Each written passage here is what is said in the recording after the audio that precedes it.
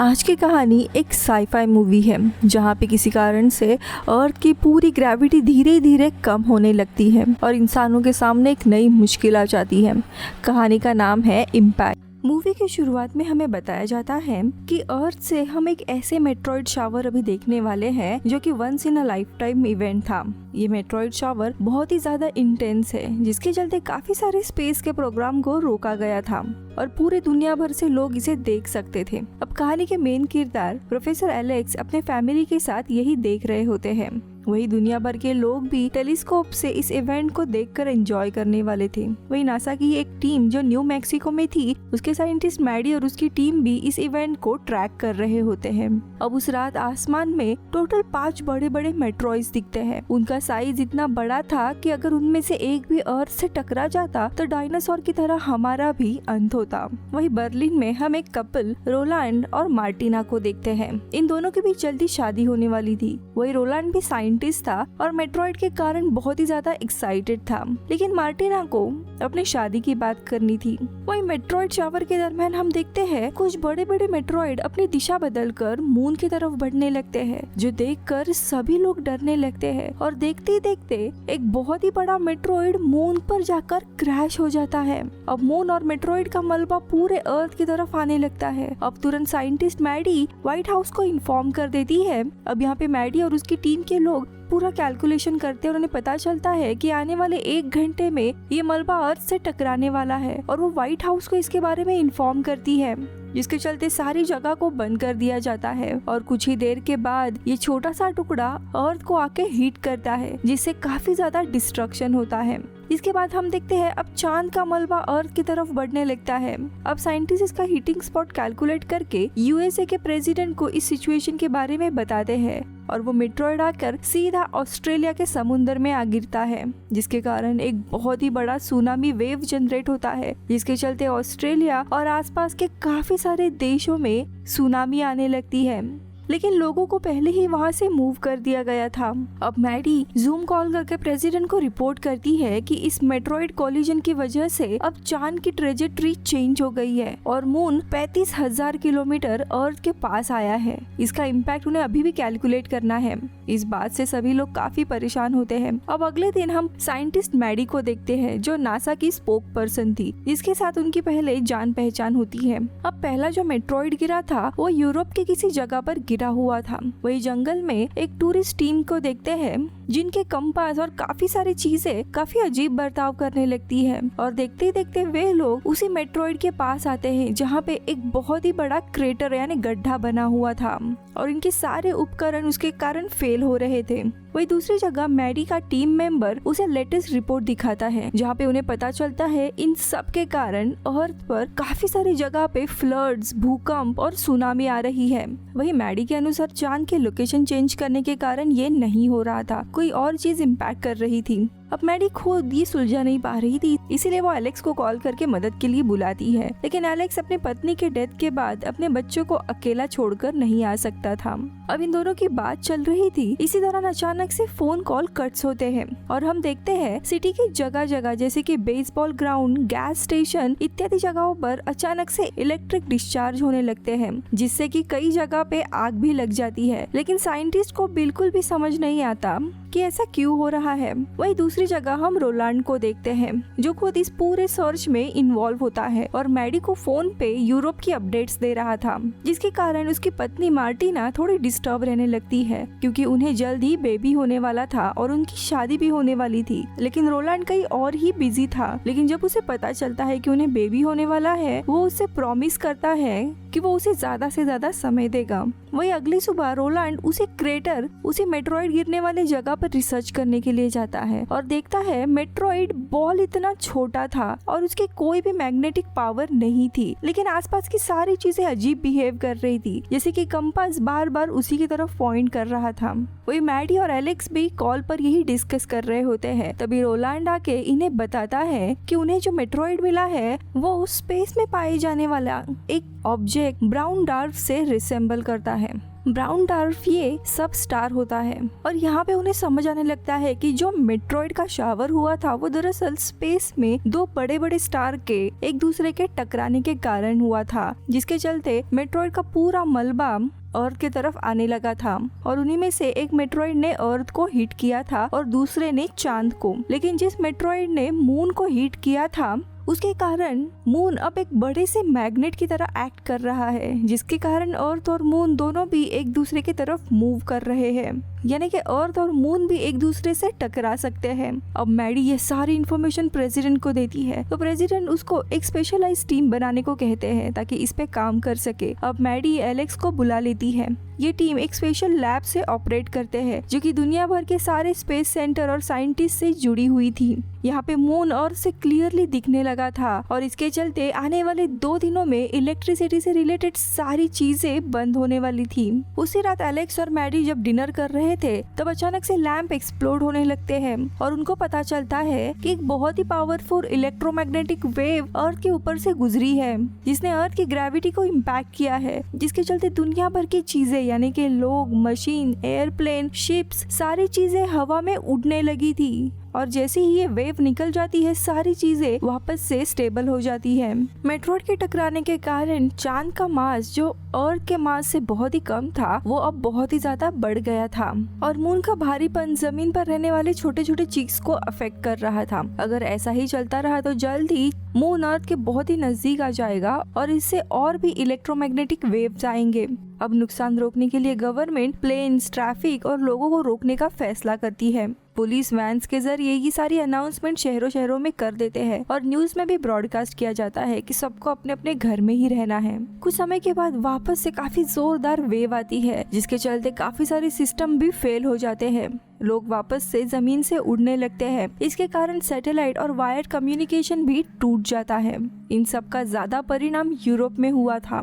अब यहाँ लोगों के पास भगवान भरोसे रहने के अलावा और कोई भी रास्ता नहीं था। वही यहाँ पे रोलांड को देखते हैं जो लगातार मार्टिना को कॉल कर रहा था, लेकिन यहाँ पे हम देखते हैं मार्टिना के ट्रेन का एक्सीडेंट हो गया था और इसी के चलते वो वहाँ पे बेहोश पड़ी हुई थी। यहाँ पे पूरे कैलकुलेशन के बाद मैडी प्रेसिडेंट को बताती है 39 दिनों के अंदर मून चांद से टकराने वाला है, इसके पहले ही हमें कुछ करना होगा। तो यह दूसरी जगह जब मार्टिना ट्रेन में बेहोश पड़ी हुई थी वहाँ पे कुछ लोग आकर इन्हें रेस्क्यू करने लगते हैं। तो यहाँ पे यूएस में बताया जाता है सिर्फ 20% कंट्री बैकअप जनरेटर पर चल रही थी, बाकी हर जगह अंधेरा था।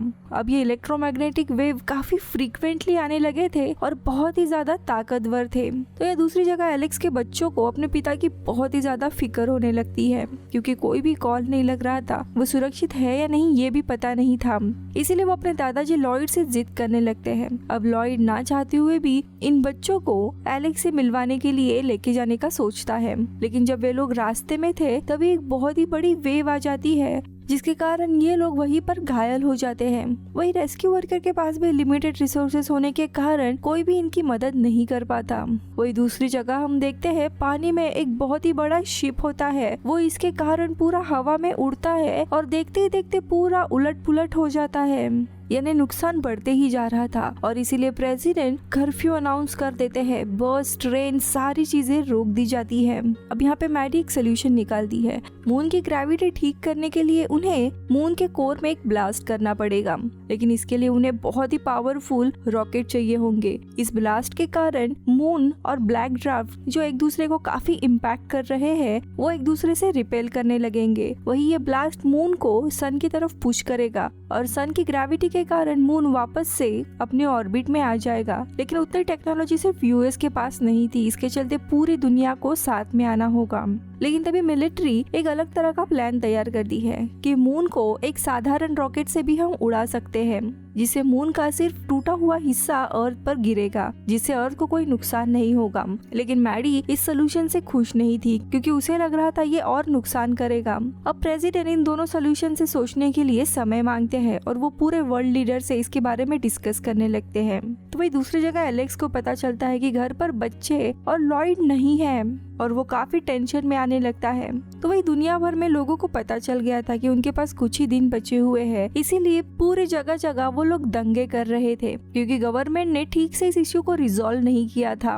अब यहाँ पे पूरे वर्ल्ड लीडर मिलिट्री के प्लान को एक्सेप्ट करते हैं और इस मिशन का नाम बॉडीगार्ड रखा जाता है। अब लोगों में एक उम्मीद की किरण जगती है और पूरे दुनिया भर के लोग प्रार्थना करने लगते हैं कि कैसे भी ये मिशन सक्सेसफुल हो। वही यहाँ पे लोगों को उनकी नेशनैलिटी से नहीं बल्कि प्लैनेट अर्थ के लोग से बुलाया जाता है।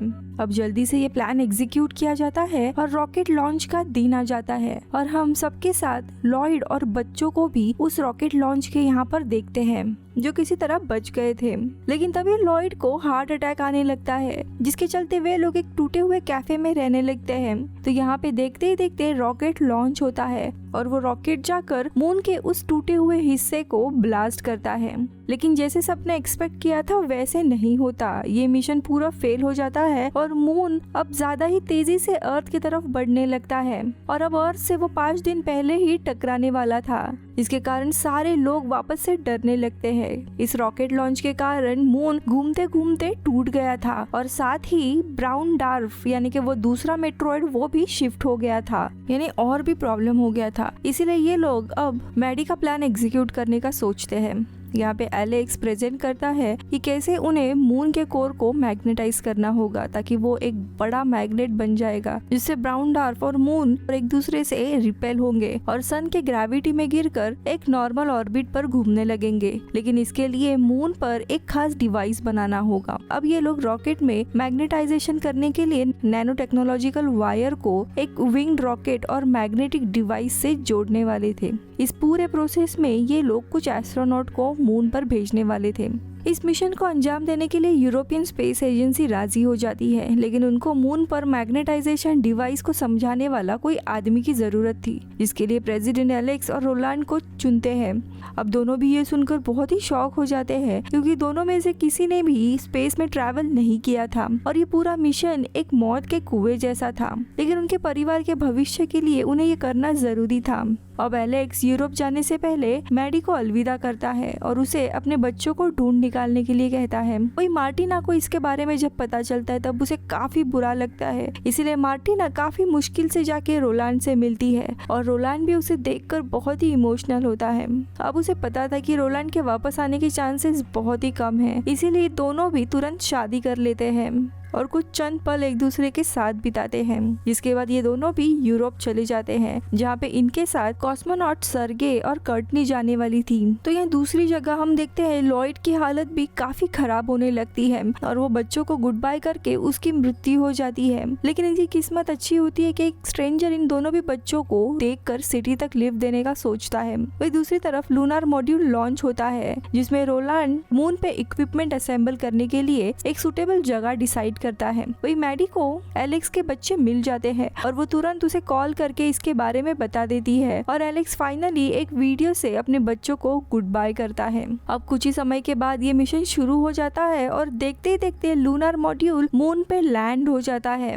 वही इनके पूरे मिशन का ब्रॉडकास्ट पूरे वर्ल्ड में दिखाया जा रहा होता है। अब सब साइंटिस्ट इक्विपमेंट को असेंबल करने लगते हैं। वहाँ पे कैलकुलेट करके उन्हें पता चलता है कि डिसाइडेड लोकेशन पे जाने के लिए उन्हें 6 घंटे लगेंगे। लेकिन तब उनको पता चलता है कि बैटरी के इनलेट में कुछ गड़बड़ है जिसको रिप्लेस करने के लिए कम से कम 5 घंटे लगेंगे। तो मिलिट्री उनको कांटेक्ट करके मून के सरफेस को स्कैन करके इम्पैक्टेड जगह के कोऑर्डिनेट्स पता करने के लिए कहते हैं ताकि वे लोग वहां से हेल्प करें। और वो एरिया स्कैन करके कोऑर्डिनेट्स भेजने के लिए रोलैंड और कर्टनी एयरक्राफ्ट से आगे बढ़ने लगते हैं। ये मिशन हर पल बहुत ही डिफिकल्ट हो रहा था, यानी शायद अर्थ का एंड करीब आ सकता है, इसलिए दुनिया भर के लोग प्रार्थना कर रहे थे। लेकिन कहीं ना कहीं कुछ लोग डरे हुए नहीं थे क्योंकि सबने एक्सेप्ट कर लिया था कि आज उनका आखिरी दिन है और इसीलिए ये लोग उस मोमेंट को एंजॉय कर रहे थे। इसी बीच में बैटरी का रिप्लेसमेंट हो जाता है, लेकिन फ्यूजन उनकी कैलकुलेशन से कुछ ज्यादा ही वाइड हो जाता है और स्पेसक्राफ्ट एक्सेलरेट होने लगता है। यहाँ पे अर्थ पे साइंटिस्ट इनके कोऑर्डिनेट्स के लिए वेट कर रहे होते हैं, लेकिन तब उनका कनेक्शन टूट जाता है और बाद में पता चलता है कि रोलैंड कर्टनी का मॉड्यूल एक स्टोन लेज पे क्रैश हो गया है और इसी क्रैश में रोलैंड के काफी कोशिशों के बाद भी कर्टनी के एबिस में गिरकर मौत हो जाती है। वही एलेक्स से कांटेक्ट करके रोलैंड को पता चलता है कि इक्विपमेंट में कुछ गड़बड़ी है और इसी वजह से कोऑर्डिनेट्स को अर्थ पर ट्रांसमिट नहीं किया जा सकता। अब सिर्फ 10 मिनट ही बचे होते हैं, लेकिन रोलैंड कैसे भी करके डिवाइस को स्टार्ट करता है और डेटा ट्रांसमिट करने लगता है, जिससे अर्थ का रॉकेट कैनियन की तरफ लॉन्च हो जाता है। अभी इनके पास थोड़ा समय था, इसीलिए सर्गे उन लोगों को वहाँ से निकलने के लिए कहता है, लेकिन यहाँ पे एलेक्स रोलैंड का वेट कर रहा था और उसे जल्द से जल्द वापस आने के लिए कहता है। लेकिन रोलैंड का मॉड्यूल आधा टूट गया था, वापस आना बहुत ही मुश्किल था, इसीलिए रोलैंड उन सबको यहाँ से जाने के लिए कहता है। अब ना चाहते हुए भी सर्गे और एलेक्स अपने मॉड्यूल को लॉन्च कर देते हैं। एलेक्स बहुत ही ज्यादा दुखी था, तो वही टाइम के हिसाब से मून पर ब्लास्ट हो जाता है, जिसमें उसके 2 टुकड़े हो जाते हैं। वही ब्लास्ट के कारण वो मेट्रॉइड और मून दोनों भी एक दूसरे से दूर हो जाते हैं और फाइनली मून स्टेबल हो जाता है। लेकिन किसी को भी पता नहीं था कि एलेक्स और सर्गे बचे हैं या नहीं, इसलिए सब लोग टेंशन में होते हैं। लेकिन तभी इन्हें आकर बताया जाता है कि इस ब्लास्ट में एलेक्स बच गया है। ये सुन के सभी लोग खुश हो जाते हैं। तो वही दूसरी तरफ मार्टिना को देखते हैं, जिसके लिए रोलैंड ने एक मैसेज छोड़ा हुआ था, जो देखकर मार्टिना चुपचाप रोती है। एलेक्स एंड सर्गे थोड़े समय के बाद अर्थ पर लैंड करते हैं, जब प्रेसिडेंट खुद उनका स्वागत करते हैं और वहीं पर वो बच्चे और मैडी से भी मिलता है। वही हम टूटे हुए मून को देखते हैं, जो अर्थ से काफी करीब था। ये टूटा हुआ मून एक सिंबल था, जो दर्शाता है कि इंसानियत को एक नया चांस मिला है, एक नई जिंदगी की शुरुआत हुई है। और यहीं पर ये मूवी खत्म होती है। मैं मिलती हूँ अगले वीडियो में, तब तक के लिए बाय बाय।